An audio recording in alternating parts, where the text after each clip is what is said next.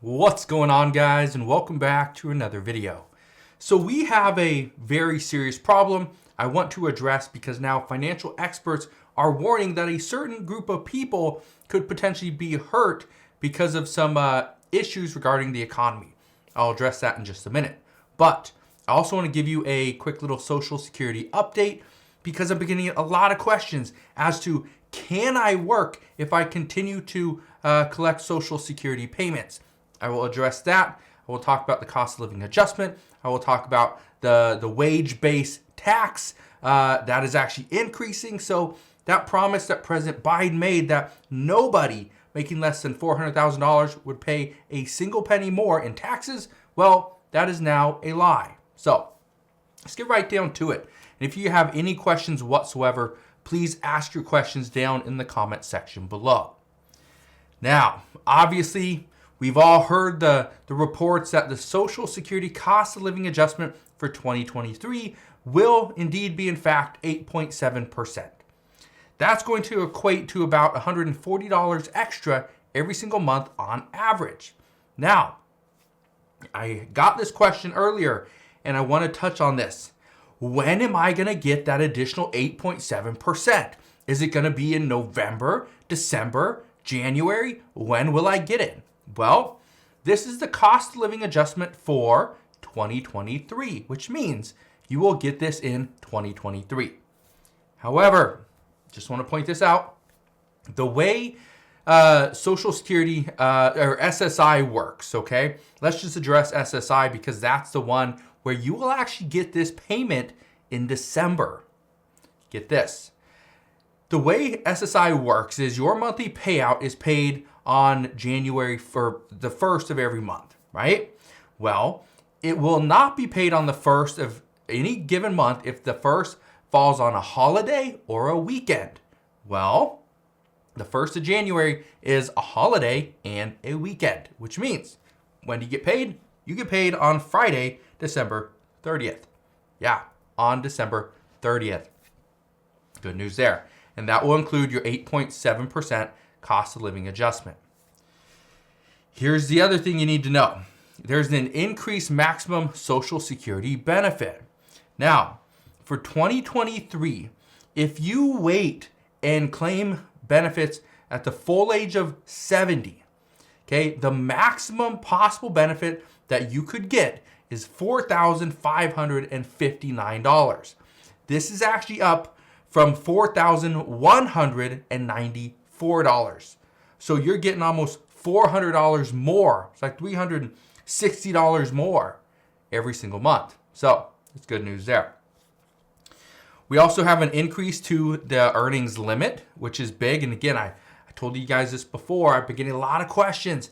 Can I work if I'm also collecting Social Security benefits? And the answer is yes.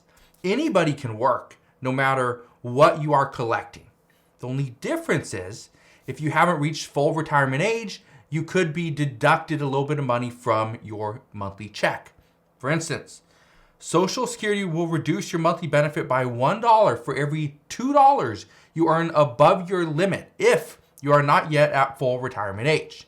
And if you are in the full retirement age year, it is $1 for every $3 you earn over that. All right? But this earnings limit has increased from $19,560 for an individual to $21,240 for 2023. It also increased from $51,960 in 2022 for a family or couple to $56,520. So, what's like a $4,600 increase there? Pretty good. Now, I've been asked a lot, can I work if I'm also collecting Social Security benefits? Well, hopefully this kind of answered some of those questions. Is yes, you can work. But just understand, you may lose some of your money, or some of your benefit, if you are not yet in full retirement age. Something else that will increase due to inflation is the Social Security wage-based tax. This is something that I was just waiting to see, is this going to increase? And the answer is yes, it will. Instead of workers only being taxed on up to $147,000 of their income, Social Security tax will now be paid for the first $160,200 of their wages. This is going to help contribute to Social Security bringing in more in taxes, more revenue. But here's the problem. This is something that we knew was coming, right? Because it happened last year. The problem is that President Biden's promise to not tax those making anything less than $400,000 per year has officially been broken again. Second time this has been broken. Now, we don't hear a lot of reports on this, but his promise again has been broken. And it's all because of inflation, which inflation is not only hurting the American people, it's hurting President Biden and his promises for the past 2 years as well. So those are some of the changes that we now know regarding Social Security, regarding some taxes as well. Again, if you guys have questions, please ask your questions down in the comment section below. I am not a tax professional, nor do I claim to be. I'm not a financial advisor, again, nor do I claim to be. If you have any tax-specific questions, you can put them down in the comment section below. But I can tell you right now, chances are I am not going to answer those unless they're very basic, because again, I'm not a professional. Talk to a professional, all right? Now, what is the massive problem? Well, according to financial experts, there's multiple problems arising here in our economy in the United States. One, we have more than 21 million seniors who are economically insecure, and many of them have incomes below 200% poverty. This is a real concern, but there's more to this. One of the issues that is being discussed recently is the problem with banking. The banking system, not just in the United States, all across the world, is on the verge of a collapse. And most people don't realize what's actually happening. Everybody thinks their money is safe in the bank. It is safe in the bank, but the dollar might be worthless eventually. Currently, banks have the ability to take in any amount of money from you, the customer, right? You can go deposit, say, $100,000. Awesome. Here's the problem. They can also lend 100% of that out. Now, most don't, but they can. And this is because the reserves that have to be met, well, this was taken down to zero over the course of the past couple years. So most banks are not taking in $100,000 and lending $100,000 out. They take something out called a reserve, okay? But this is where the money deposit gets eaten away very quickly. Now, let me explain this really quick. Let's say man A, he deposits $100 into the bank, okay? The bank, let's say they take out 5% for their reserves, okay? And then they lend the rest out. This means that man A, he deposited $100,000, but the bank decided we're going to take out 5%, and we're only going to put $95,000 into the bank, okay? Then man B comes into the bank and says he needs a $95,000 loan, say for a house. I know, where can you get a house for $95,000, right? But he goes and gets a loan for $95,000 for a house. The bank gives man B the $95,000 for the house. He then deposits that $95,000 into the seller's bank account. So house seller A, their bank takes that 5% as well, which is it's like $4,750, I believe. Pretty close. Then he puts the money into house seller A's account, which is only $5,000. It would be $90,250. Okay, so you can see how this was just a couple transactions, right? One person puts the money in, one person takes it out, goes and buys something with it, puts it into somebody else's account, and then the bank now has $90,250, which is $9,750 less than what the first guy put in. Okay? Do you see how this could just cripple the entire economy, where it just keeps going down and down and down and down and down? Well, that's exactly what's happening. Now, here's the problem. And again, how does this pertain to seniors? You're probably asking. Well, here's how this works. Many seniors trust the banking system because it has not failed them yet.